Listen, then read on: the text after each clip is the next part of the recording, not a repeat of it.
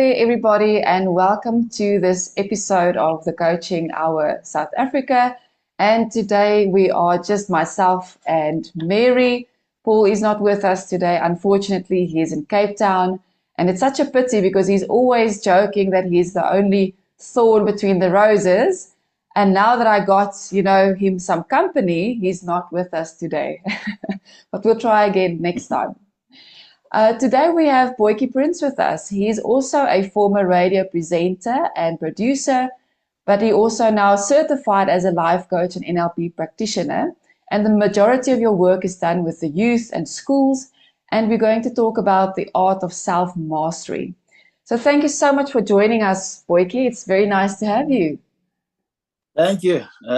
It's a privilege to have me. And like I said, you remember the last time I wanted to be in, and I think we lost conversation or communication somewhere along the way. But I've been following your podcast the whole time. Thank you. Thank you for having me. Thank you. So before we get into our topic, just tell everybody that's listening and watching how your journey actually came from being a radio presenter and now also certifying as a life coach. Goodness, that's a long way off. A long way back. I grew up in the village out in the Northwest, farming community. Very less known community, I must say, or village. And growing up, I really did not have as many things as I see a lot of people do have today as kids. But there was always at the back of my mind a thought and aspiration to, make sure that no one actually goes through what I do go through, because at least I was in touch with the emotions involved as a child and the conflicts of wanting to have but not being able to have, because you need to at least have to have. And by have to have, I mean you need to have the money, or at least even before that, you need to have a job to have the money so that we can have the things that you need to have as a child. And I didn't have the controls really to make available those things. So at matric level, I remember that my heart was really very, very clear that I want to help people. Not sure how, because in the rural village, we didn't have your career coaching or career counseling. We didn't have therapists. You literally had to make as you go and figure things out as you go. And that's basically what happened. Then I came to Joburg with my matric certificate only. No English. I couldn't speak English because the village is basically a taboo to speak any other language except the language spoken in the community, Setswana.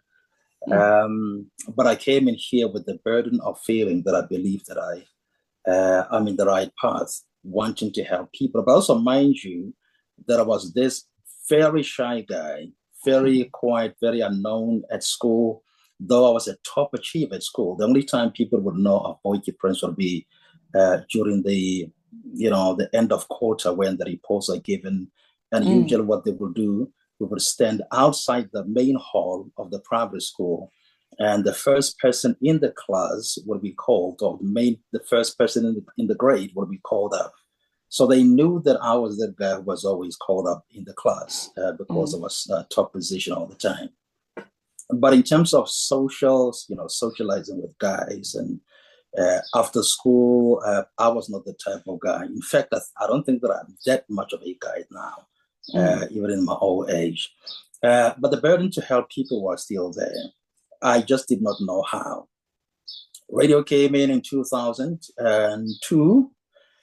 Specifically, I got trained up. I went through the necessary processes, but also I had to leave certain things in order for me to get a chance of not only being on radio, but also doing justice to the opportunity given. Because number one, I could not speak English. Number two, my self-confidence was very, very low. My self-esteem was low. My social skills were terrible. I could not look you in the eye. I could not even strike a conversation to, even if it is in my language, I could not really have a decent conversation, especially with women. Very shy, afraid of women, could not have a decent conversation with people because I've stayed much of the time until that time since I came to Joburg, I stayed alone. But life coaching came. There was an intervention, I would say, in 2000, I think 2008, 10. One of the, I would say, I think in my space, she's one of the top coaches. Her name is Mutlalipula Mukhina Martins. She took interest, really, to take me to the sessions that she will do, especially at schools and youth meetings, and also some of the clients. But also she took the initiative to have conversations, including even confronting me. And I'll tell you, change doesn't happen until you are confronted with facts. She confronted me with facts. And one of the facts was, I remember one time she called me and she said, you know what, I think you are afraid of success. And at the time, I'm living in a shed. I don't have money. I don't have a job. Why would you call me and accuse me of being afraid to have what I actually desperately need? But she was right. And from that time began the journey of her speaking, like I said, confronting those very phobias that I had. And they've been there for the longest of time, but nobody actually was gutsy to confront those phobias. But she did. It was thereafter that I saved up to go and do life coaching. And the rest, as they say, is basically history. And I'm currently doing life coaching on an ongoing basis, ad hoc basis as well. Okay. Wow. I can see why you chose the topic, the art of self-mastery, because you actually went through that process and you're a great storyteller. I mean, we're listening to you so attentively. Even Mary, we are like captured with what you're saying. And you speak beautifully, English, and you've obviously come, very far away. So why did you choose this topic for today? Look, I mean, there's been great, if I can quote perhaps one of the greatest philosophers that not that I'm in love with Plato, but Plato has actually been the guy who influenced, not only Western philosophy, but even our philosophy as well. But one of the things, and I just want to quote from what he said here, he says, let me not quote because I've actually internalized this. He talks about the first, I think let me quote it because I'll be doing injustice to his statement. He says the first and greatest victory is to conquer yourself. Conquer yourself. But also mind those two, conquer, and the first one is first. And I do believe personally that there are endless opportunities for anyone to become anything if they don't prioritize anything outside of themselves, but first start with self. Like I told you, internally, I had phobias which were not confronted. And I could have gone with those phobias anywhere, and perhaps I would have achieved less than I have so far. Wouldn't be on radio, wouldn't have interviewed the greatest of people that I've interviewed and spoken to in the 22 years that I've been on radio. And that's the, like I said, the confronting and also the dealing of some of those subtle things that are hidden. And many times we don't want anyone to get in there and expose and confront those and prescribe the necessary help, especially coaching, because coaching has been really, for me, the sort of remedy that has helped me out of the low self-esteem, insecurities, and all the kinds of phobias that I can take the whole day talking about. So the art of self-mastery, simply speak, and also mind the theme, the art requires skill. It also requires promptness in terms of the response to what is necessary, irrespective of whether you feel comfortable at the time. It requires promptness. If I am confronted with regards to my being afraid to be successful, I can do a few things. One of those is to attack the messenger. The second is to be in a disagreement and to be defensive, defend myself, because I don't really need to be aggressive and audacious. I'm fine. I have some skill to get a job. I don't need to be brave if I'm afraid to be successful, but at least I can get a paycheck, you see. So there are a few things that you can do to be defensive. Number two, it is to attack the messenger and cut conversations with the messenger so that he doesn't remind you all the time that you are afraid to be successful. That is going back to what she said to me. But I was able or willing to, without admitting immediately, I was willing to let her, as she took interest, to grab me by the hand, lead me, and also speak into my life over time. I was allowing her to do that and not debate what she says, but literally take what she said, even if it didn't make sense at the time. But she knew what she was talking about because she had been observing me for a while. Yeah, Mary. Can I say something now? I'm so intrigued and blown away by you because you're the kind of person that I'm looking at to build South Africa. You know, your story is so real. It is groundbreaking. It is something that can be looked at as a transformation to the highest degree because of your background and how you struggled to be where you are today. You know, I think that your testimony will help thousands and thousands of people, especially in South Africa.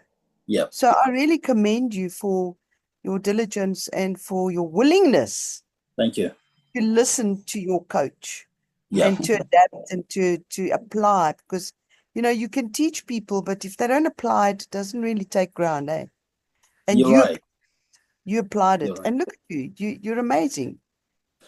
So thank you, ma'am. Thank you very much. And I also wanted just to say that is when we grew up at home, my grandmother used to tell us if the medication is too bitter, it tells you of the impact built into the medication. So you just need to take it, be uncomfortable for a while, but you'll get the outcome anyway. You don't need to eat sweet here. You need to get healed.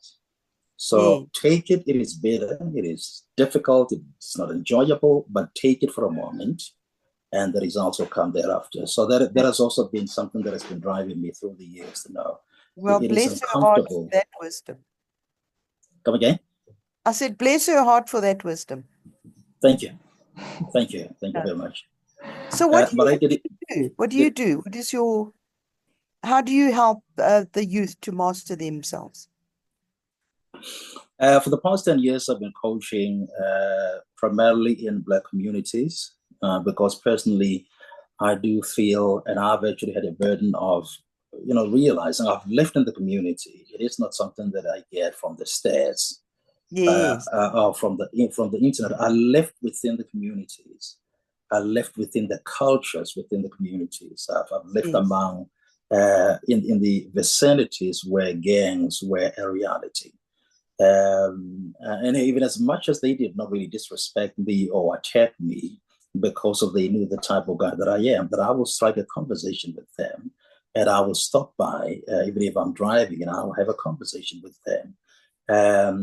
Because I believe that, and actually my training in radio, the first thing that I was told was the greatest news makers, because we asked the question, where do we get the news? And our trainer back then in 2002, he said the greatest and the primary news makers are not things, but people.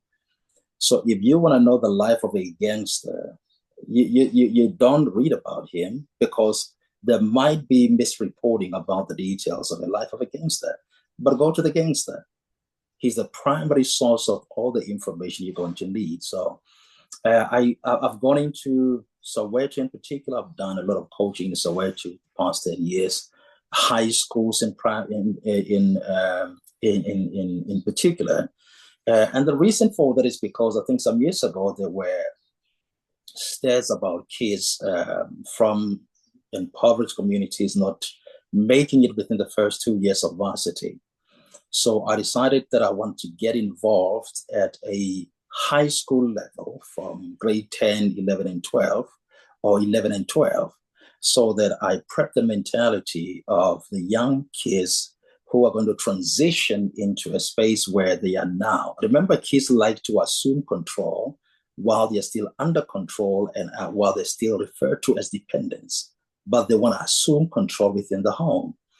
But varsity is where mom and dad cannot really help you in terms of making sure that you read, you study, you do research, and you pass your grades. They can assist you up until perhaps even up until grade 10, maybe if they can. But in most of the impoverished communities, you realize that most of the mothers are not even schooled to begin with. So even at that level, they cannot even help you that much in terms of reading with you and making sense of whatever the requirements of the assessments are. And so I wanted to help them transition, but also as they assume independence and control, that they assume it the right way. They understand that it is not really control of their life specifically, but it is control of their destiny in terms of taking their studies seriously.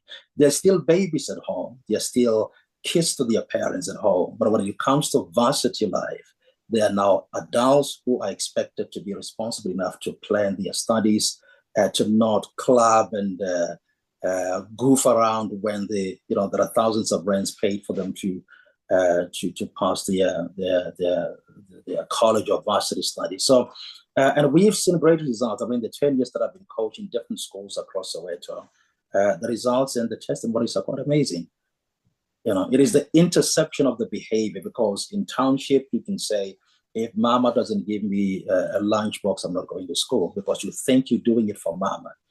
But at varsity, you see kids that have actually owned the responsibility of the studies, and they don't look at somebody else helping them to do that. They take ownership and responsibility.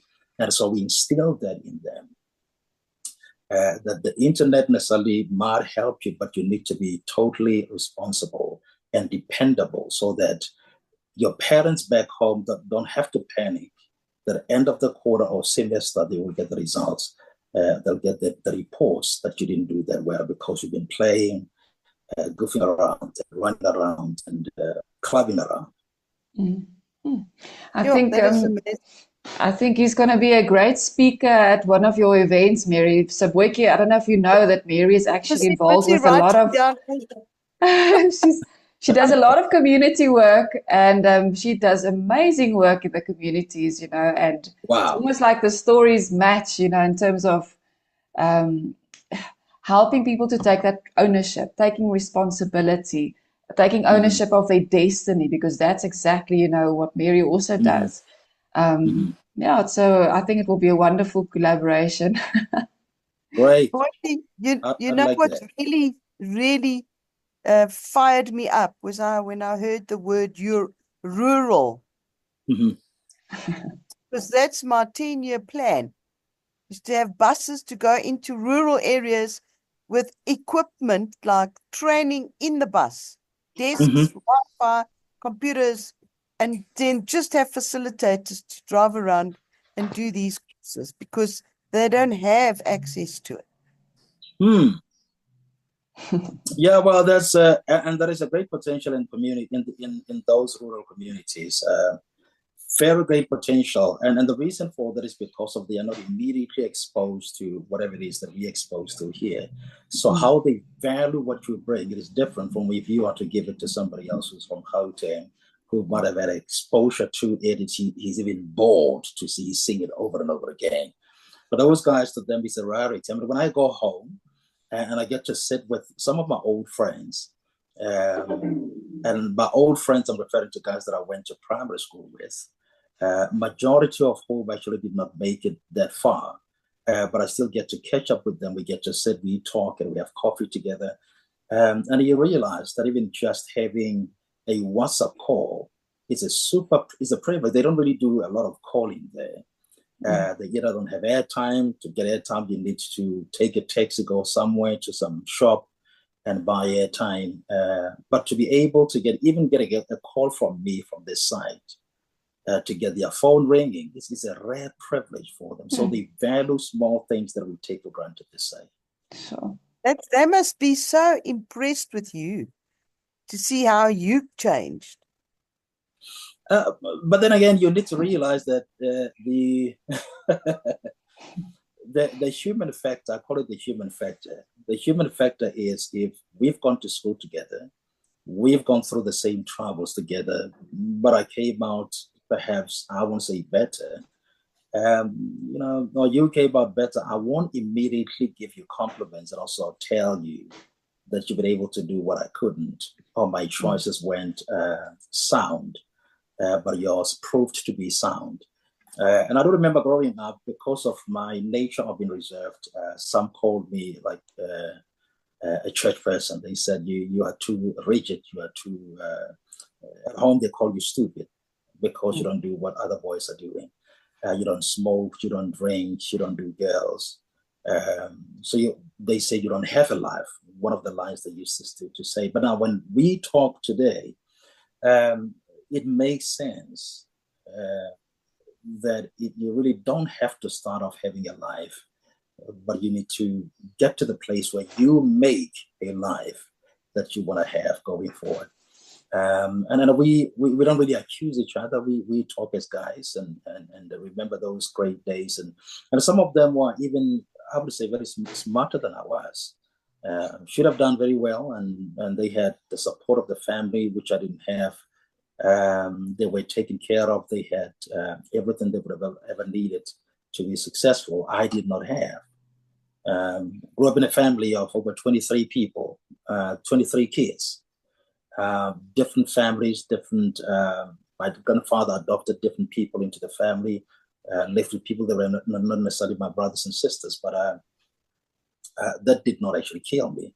I'm here, and you wouldn't know until I told you. And I'm saying this because there are people that complain. The house was overcrowded. You didn't have your private time. You didn't have this. You didn't have that. You had to share all the time. And here I am. It didn't kill me. I think the important thing is, something that you've mentioned is that you take that, not ownership, but that you don't become defensive. When she told you that you're afraid of success, you could have been very defensive to say, but how can you say that? Because I want success with all of my being. How can you actually say that? So that's, I think, one of the barriers, that people don't look at themselves and take that ownership and say, but actually I can do something about this. You're right. Yeah, and it takes a lot, because it's that awareness, that it starts with me, not waiting for someone else to do it for me. Because I guess the moment that she told you that, even though it didn't make sense at the time, you had to put in the work. Yeah. It didn't just fall into your lap. So there's that saying, acceptance is the prerequisite to flow. Interesting. Prerequisite to flow, I like that. Yeah, when you accept, the resistance is gone. Yeah, that's true. I see his connection went out a little bit. We'll just give him a moment to come back. Oh, there you're back again. Your connection was just paused there for a moment. I was trying to raise the volume. Oh, that's what happened. Oh, I see. Okay. Am I a bit soft? Yeah. Okay. Yeah. So in terms of self-mastery, you took the action, you did the work. So everybody that's listening today that is inspired by your story and want to actually, also take that ownership and do what you do now, or get out of their situation, what advice do you have for them? Look, I mean, the fact is there are uncommunicatable realities, and about uncommunicatable, I mean that even though you don't really say it, but there is a knowing that doesn't really need words. You know deep down that either you do have a yearning to move from one point to another point. So you want to be, better than you are today. You want to do greater than. You want to earn more than. You want to have access to more than what you have. Even though you do not, or you cannot have the audacity or the courage to tell somebody else, the fact remains that you do know that you do need and you wish to have that. So in terms of self-mastery, the first place, and I know that sometimes the feeling that we're in control might deprive us of the chance to literally just go to somebody who's more informed and tell them, you know what, I want to do this, but I don't have the skill, or I don't have the necessary courage or the necessary resources or resourcing it's going to require from me to manage. So it becomes difficult, and I think this is where life coaches come, because in life coaching, we literally partner with the client and we do what we call a hand-holding session. We journey with them, but also not only journeying with them as directing the path, but in partnership, we know that the whole story of their reality sits with them. But they need to allow us access so that we can help them interpret what's exactly happening, so that we can make recommendations based on our training and expertise to suggest what can, at whatever interval, what can be done, what sort of response should be given, what to say no to, what to say yes to. So in self-mastery, the first place would be those unspoken wishes and impressions that you do have within. Find a person that is, in this case, I would say a life coach would be best place. I mean, I've done counseling, but I don't think it comes any close to life coaching or NLP in terms of the techniques and the techniques and the approach. So the first place would be the wishes will not come to pass unless there is an intervention, which begins with you admitting that having greater passions and greater dreams does not materialize unless there is an actioning of those, and also aligning with people that can help you interpret not only the dream, but also the markets into which you're going to tap to make success out of the dreams that you do have.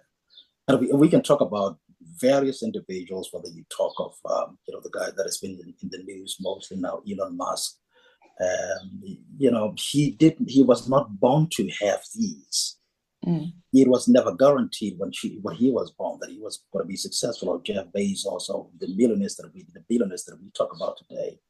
There were very intentional, progressive steps that were taken at various or at one place, and they made a commitment to follow through. And I think if they can tell you, nothing perhaps made sense at first, but they insisted on pursuing this until it did. What I find with a lot of people is that if it doesn't make sense to them at the time, they dismiss it, even if it is knowing in them internally and quietly in their dreams and also in the private spaces. They either will try it first time, and if it doesn't make sense, they quit. I think that is what the difference between guys that made it and those that did not is. Those that did, they knew that because of this is an uncommunicated expression or impression that is sitting inside of me. I don't even know how to articulate it. If I'm to sit with a life coach, I won't know how to properly articulate that.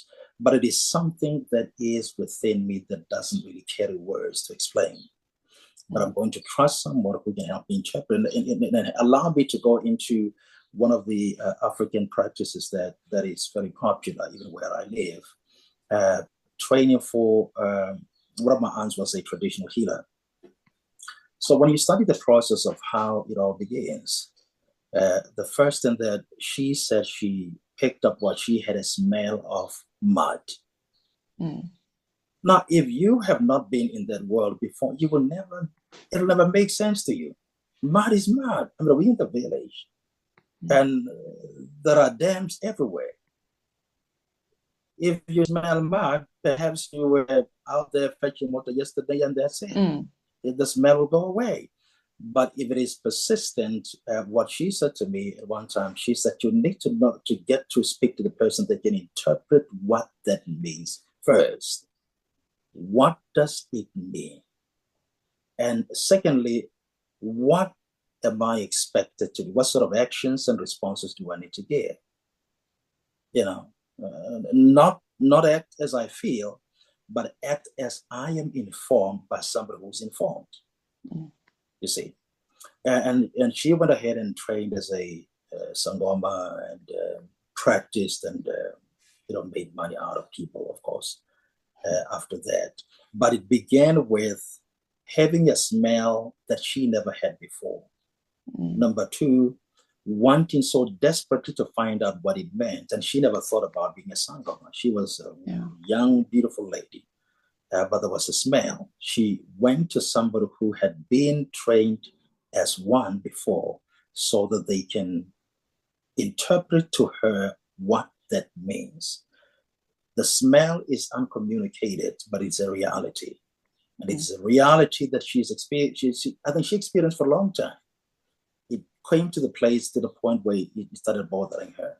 And she reached out to somebody else who, without the family knowing, without friends knowing, without sharing with her friend, because at times we make mistakes, and I can tell you most of the dreams are aborted at the friend's table. If you are possessed or you have something that is bigger than your ability to understand it, what tells you that your friends can understand it? You know, so go grab somebody who can help you interpret, first of all, what that means. And then if they can tell you what it means, they can also suggest and recommend the reactions, the responses, and the sort of action plans that you can devise so that your responses will lead to a destiny that was initiated when you started feeling a certain way, when you started smelling the mud. For ladies, remember my wife with our first kid, when she started vomiting, I didn't know what happened, and my mom told me she's probably expecting. You see, done for me to go and buy all medications and take her to the doctor that she's sick, and she said nausea. No. You need to find somebody that can help you interpret what's exactly happening in the unseen internally. And out of that will come actions. Like I said with Dr. Mkalipula, she told me, you're afraid of success. Point blank. So they need to find someone who can help them understand where they are. Because it is not enough for you to wish to be there when you are conflicted here.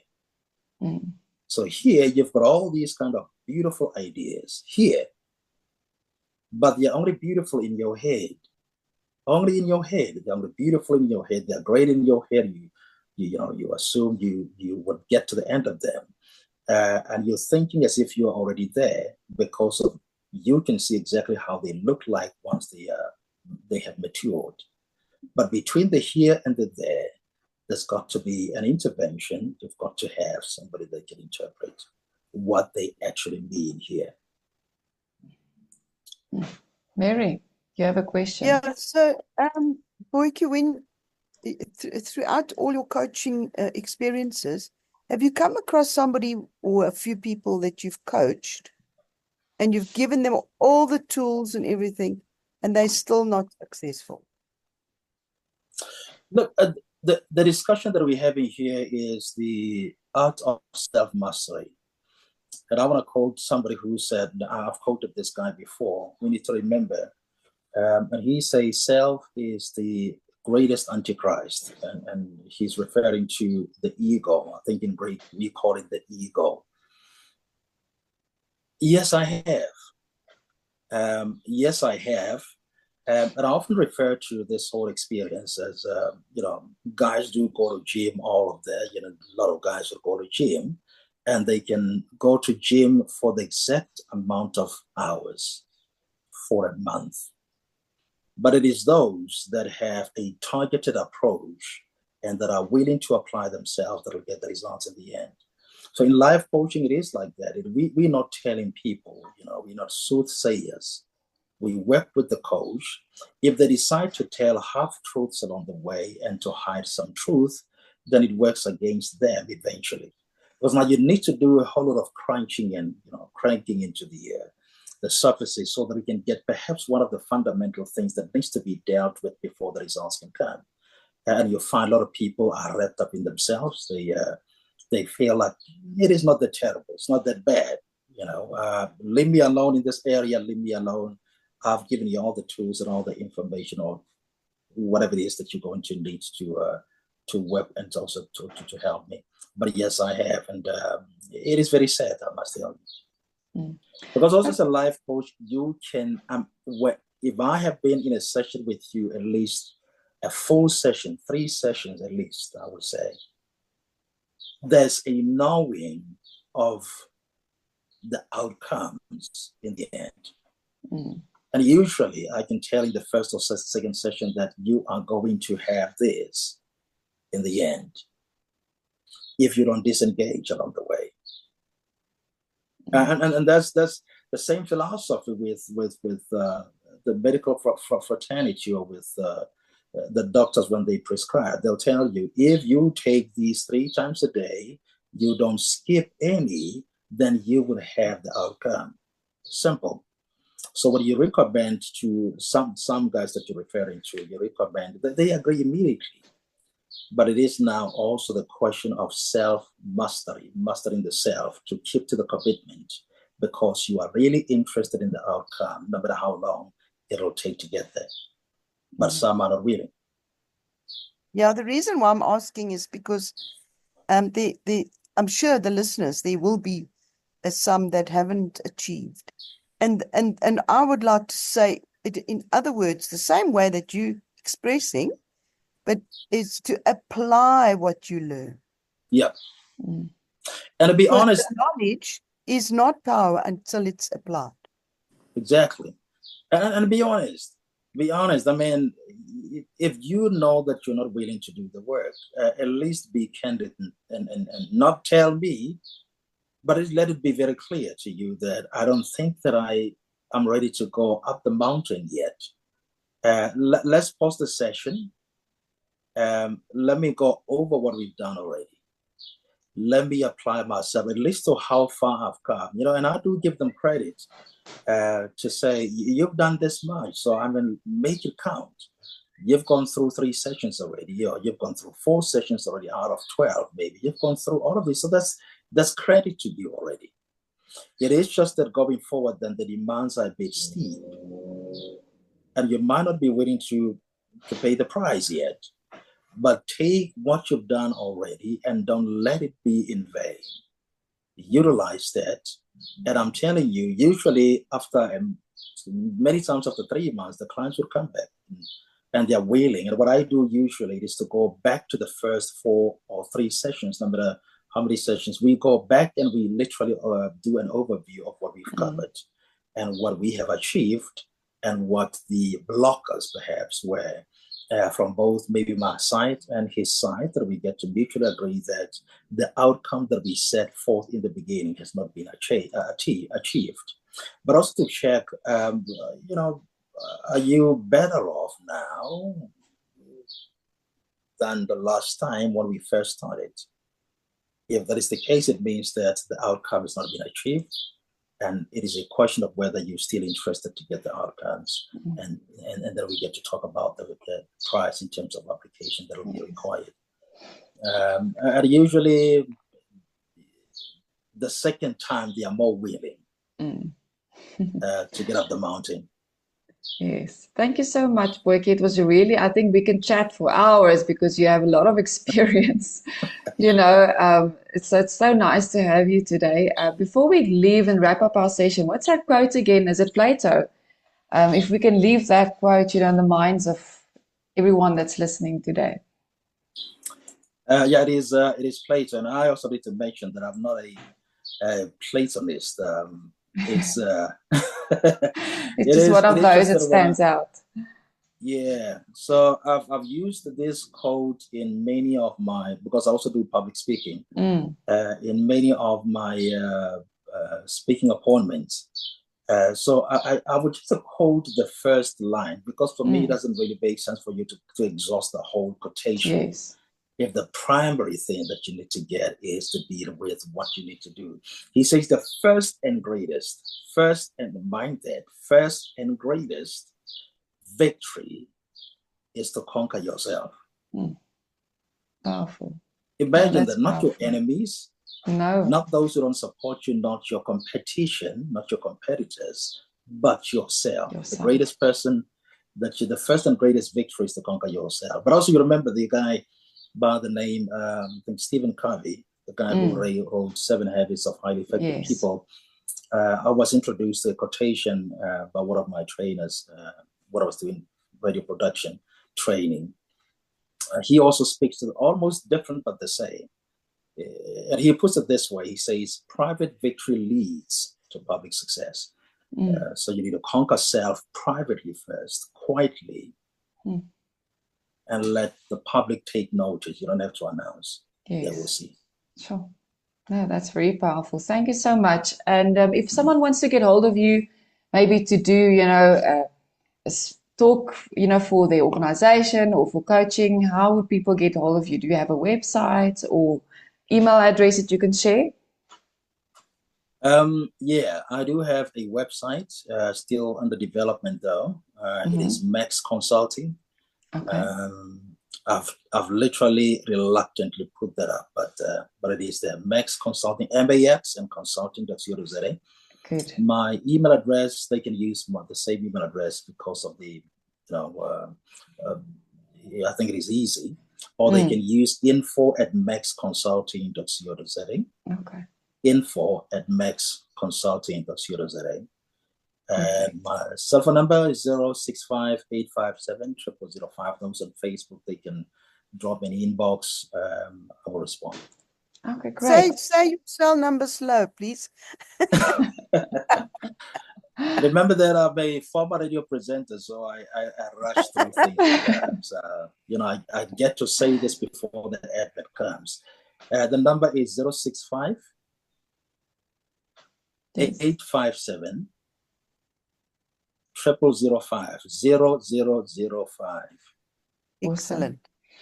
Thank you. I'll put that also in the description. So thank you so much. It was really lovely speaking to you. It's nice to have a different perspective, in the room. And I think Mary will chat to you afterwards. I'm very sure of that. You're saying words that come out of my head. Yes. Come again? She's saying what I'm thinking. Exactly. Yeah, I guess you guys have been doing this the longest of time. So, but you're doing a wonderful job, I must say. You're doing a wonderful, and I love the fact that it is the networking that sticks to me. Coaches network. Yes. If you do coaching, I do coaching. We're not that much competing, but we're collaborating. Exactly. And I believe there are people that will be helped quite greatly with your platform.